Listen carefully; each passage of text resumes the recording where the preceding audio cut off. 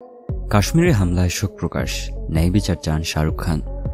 শান্তির শহর পেহেলগাম রক্তাক্ত। গত মঙ্গলবার ভয়াবহ হামলায় প্রাণ হারিয়েছে ২৬ জন নিরীহ পর্যটক। এই মর্মান্তিক ঘটনার পর দেশ জুড়ে নেমে এসেছে শোকের ছায়া। সাধারণ মানুষ থেকে শুরু করে বলিউড তারকারাও তাদের ক্ষোভ এবং দুঃখ প্রকাশ করেছেন এই ঘটনাকে কেন্দ্র করে। বলিউড সুপারস্টার শাহরুখ খানও নিজেকে সামলে নিতে পারেননি।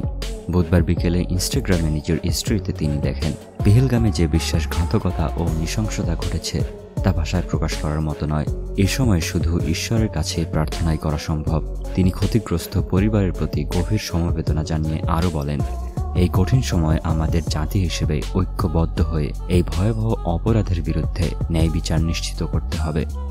কাশ্মীর নিয়ে শাহরুখ খানের এক বিশেষ অনুভূতি রয়েছে। এক সাক্ষাৎকার থেকে জানা যায়, শাহরুখের বাবা তাকে ইস্তাম্বুল, প্যারিস আর কাশ্মীর এই ৩টি স্থান ঘুরে দেখতে বলেছিল। সেই সঙ্গে তার প্রতি তার অনুরোধ ছিল, প্রথম দুটো জায়গা মানে হচ্ছে ইস্তাম্বুল আর প্যারিস তার ছেলে নিজের ইচ্ছে মতো ঘুরে দেখতে পারে, কিন্তু কাশ্মীর নয়। তার ইচ্ছে ছিল এই কাশ্মীর সে তার ছেলেকে নিজের হাতে ঘুরিয়ে দেখাবে, কারণ কাশ্মীরের প্রত্যেকটা কোণা কোণা তার পরিচিত।